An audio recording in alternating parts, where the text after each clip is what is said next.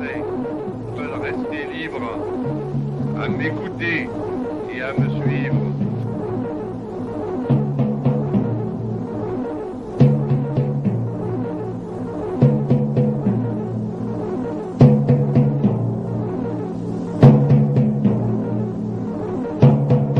Salut les esclaves, salut les esclavagistes. Et ben voilà une petite vidéo avant la nouvelle année.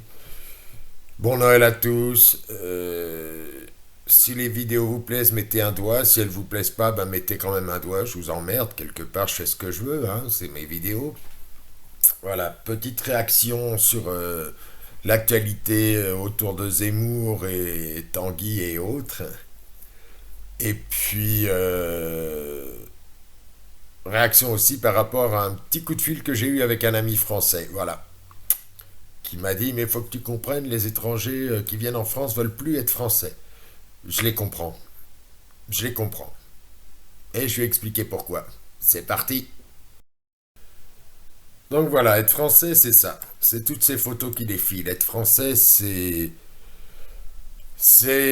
être Clémenceau, c'est être Pompidou, c'est être Chirac, c'est être aussi Jules Ferry, Louis XIV, Louis XV, Louis XVI, c'est être Marie Curie, c'est être aussi Pierre Curie, n'oublions pas son mari.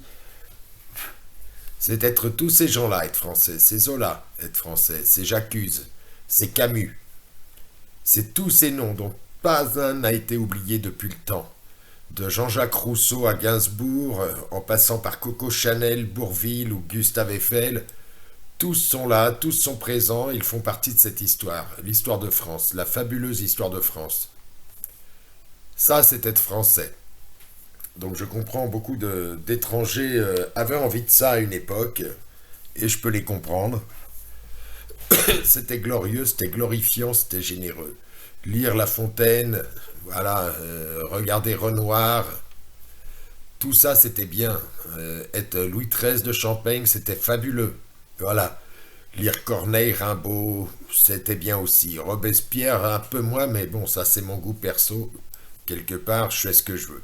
Voilà. Et voilà ce qu'on leur propose aujourd'hui. C'est ça. Donc voilà, être français, c'était tout ça. C'était aussi profiter d'un système social très bien, vivre ensemble. J'ai jamais eu de problème étant gamin et pourtant il y avait de tout dans mon entourage. Il y a même des gens, j'ai jamais su s'ils étaient espagnols, portugais, italiens, et tout à fait entre nous, on n'en avait rien à foutre. C'est sur ces dernières années qu'il y a tout ça qui fleurit. Ça, les LGBT, ouais, tout ça, ils me font trop rire, ils sont cons. Voilà, et c'est clair que des étrangers qui venaient en France auraient voulu être ça, auraient voulu être Napoléon, du Guesclin, tout ça, oui. Je vous montre maintenant en image ce qu'on leur propose d'être. Bon, là, c'est clair que en tant que mec, te retrouver déguisé en fait clochette, je veux dire, c'est plus Peter Pan, c'est Peter Pan, faut lui tirer dessus. Oh bordel. J'y crois pas, ouais, on est loin de du Guesclin et de Napoléon, là, quand même. Mais bon, il y a mieux, hein, bougez pas. Je vous montre. Je parle même pas de ses propos que je vous mets tout de suite à ce mec-là, hein. L'image de la France, bravo. La France a vraiment souffert. Attentat par-ci, attentat par-là.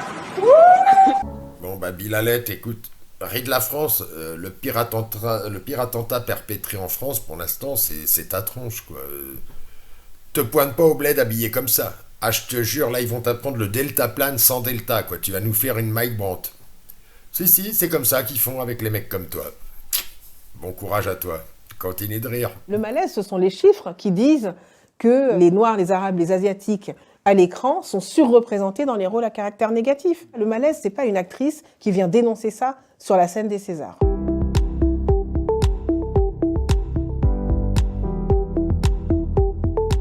Pour moi, il était évident qu'aller remettre un prix, ça ne pouvait pas être uniquement mettre une jolie robe, faire un bon mot et puis mon plus beau sourire et repartir. J'avais envie de prendre la parole d'une façon volontairement percutante, voire provocante, parce que j'ai l'impression d'avoir tellement parlé, d'avoir tellement pris la parole depuis plus de deux décennies maintenant, que face à cet immobilisme, je me suis dit, mais là, je ne peux pas faire autrement que d'être assez frontale finalement, et d'utiliser des symboles qui, je le savais, allaient faire réagir.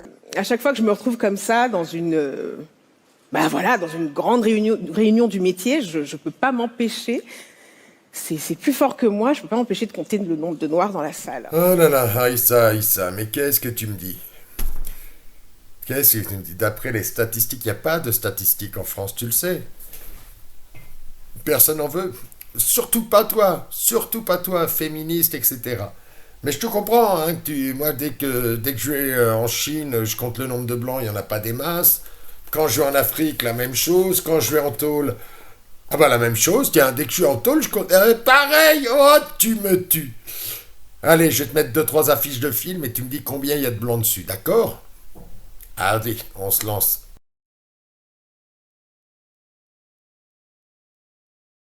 Bah ouais, tu vois, il n'y a pas beaucoup de blancs, c'est ce que je te dis. Mais il y a plein de films hein, comme ça, je peux t'en sortir 150 des films chinois, africains. Tu vas voir, il n'y a pas des masses de blancs. En même temps, c'est un peu normal, si tu veux. Voilà, puisque les films, c'est le reflet de certaines histoires, de certaines cultures. Alors, à moins que tu me fasses les 3 mousquetaires avec un LGBT dans le rôle de D'Artagnan, une Tafiote dans le rôle de Milady, et puis Obono dans le rôle de Aramis, sinon ça le fera pas. Tu vois, c'est un peu comme si je te dis on fait Black Panther avec Depardieu, par exemple. C'est pas possible, ou la case de l'oncle Tom avec Clavier. Ça le fera pas, ça va pas... Voilà. Bah ouais, c'est des histoires, c'est écrit, c'est comme ça, quoi. On n'y peut rien. Voilà, si je te fais un documentaire, la naissance du monde, la naissance de l'homme, et que je te dis qu'en Afrique, il n'y avait que des blancs, mâles, hétéros, cis, tu vas me dire que ça colle pas. Donc, quelque part, ferme ta gueule. Voilà. Nolo, vous êtes tout le temps avec lui. Je veux dire, même des sorties scolaires, on voit votre tête au milieu des gamins. Non. Vous êtes tout le temps avec Éric Zemmour, monsieur. Vous êtes son soutien politique. Au bout d'un moment, vous arrêtez pas de parler de taquilla. Vous faites la taquilla des fachos.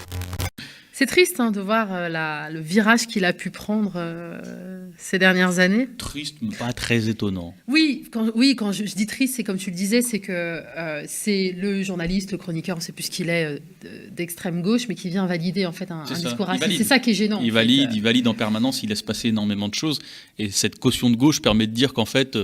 quelque part, l'extrême droite n'a pas tort, vu qu'il y a des gens de gauche qui soutiennent sur tous ces constats, etc. Oh, que faire? Que dire? La situation est compliquée. Alors non, la situation n'est pas très compliquée. D'ailleurs, je vais te le prouver par A plus bas, petit Mayombo. On est sur un mec militant qui a une émission de télé. Bon, déjà... Je veux dire, c'est un peu comme un curé qui s'occuperait de gamins, tu vois, il y a un truc qui va pas, ça colle pas. Ce mec est de gauche. Parlons de Sartre, de Beauvoir, de Fanny Deleuze, de Francis Ponge, Philippe Soler, Jacques Lang, Bernard Kouchner, Louis Aragon, Glucksmann, François Châtelet, Félix Guattari, etc., etc. Moi, je peux en parler, hein, c'est tous ces gens-là qui ont soutenu le militantisme pro-pédophile et contre la famille et pour l'homosexualité. Donc, famille, homosexualité, ça me dérange pas. Pro-pédophile, ça me pose un petit problème. Voilà, donc, puisqu'il est en train de parler de Zemmour et de Nolo, surtout qu'à sa tête au milieu des enfants, je veux dire qu'il interpelle déjà Cohn-Bendit et ces gens-là. C'est des gens de chez lui, donc qu'il les interpelle, après on verra. Là, c'est vraiment l'hôpital qui soude la gueule du Covid. Ah, j'étais obligé de la faire. Mais donc voilà, quoi. C'est un peu chiant. Ensuite, dire qu'il est gêné que quelqu'un de gauche soutienne quelqu'un de droite, c'est pas vrai. Nolo, pourtant, qui n'est pas mon préféré, le dit clairement. Il est ami avec Zemmour, il n'est pas d'accord avec lui, mais il est ami, il reste ami. Voilà, point. Ça s'appelle de la fidélité. Donc je sais qu'à gauche, ça passe pas la fidélité. Mais si vraiment il veut qu'on parle des gens de gauche, on peut. Hein. Il y a Doriot, il y a des gens comme ça. Ouais, regarde sur Wikipédia, sur YouTube, sur ce que tu veux, Doriot. Tu cherches Jacques Doriot, tu vas voir.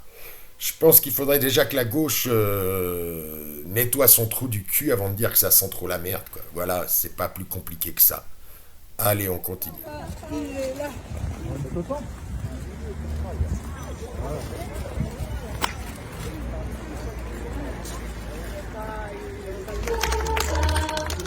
Ouais, donc voilà. pas de sapin pour des raisons écologiques. Pas de vélo non plus, pas de Tour de France pour des raisons écologiques. Eh ben putain. Moi j'ai un problème, quand les véganes viennent chez moi à Noël, ils amènent des fleurs, je sais pas si c'est le dessert ou si c'est pour ma femme, tu vois. Bon, remarque, à Noël on bouffe quoi quand on est végane? Le sapin, bah ouais, fallait que je la refasse celle-là. Elle me fait trop rire. Bon allez, je vais mettre une petite capture d'écran sur le nettoyage des éoliennes, pour des raisons écologiques. C'est fait par le fabricant d'éoliennes, donc je sais qu'il y a des sites qui disent que c'est de la fake news, mais non, c'est pas une fausse info. Voilà, regardez, lisez, prenez le temps.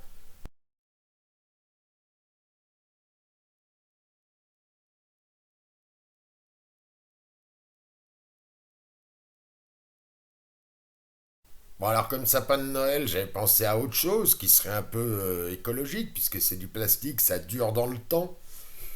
Mais ça, j'ai fait envoyer le truc à la mairie de Paris, Hidalgo l'a toujours pas rendu. Hein. Donc Anne, si tu m'entends, on se dépêche, hein, on rend à Marco l'objet pour faire un sapin de Noël. Merci Anne. Alors l'avantage de ce sapin, bah, c'est que c'est vert, voilà, ça dure dans le temps, ça c'est bien. Et puis si les écolos vous disent que ça fait un peu mal au cul, vous saurez pourquoi. Tu as miché comme une belle pomme, la belle Ginette. Allons, pas touche, mon couillon. À toutes. Il y a mon public qui s'impatiente. J'arrive, mes chéris.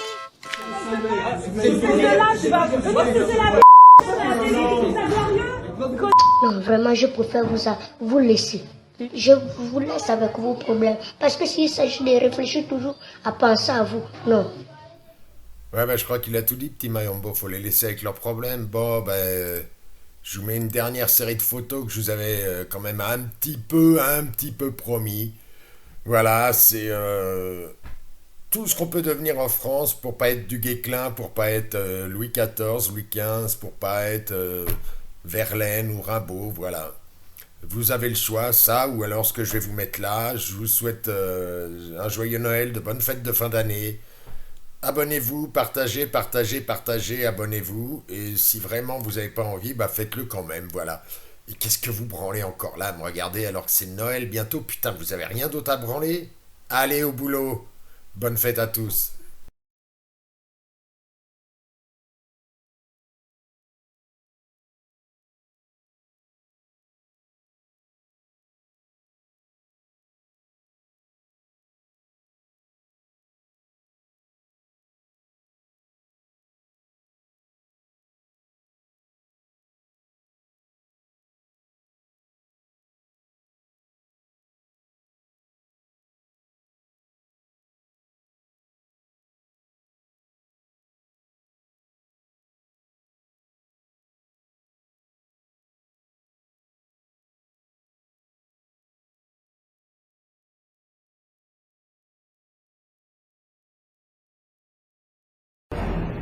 Fuyez, pauvre fou!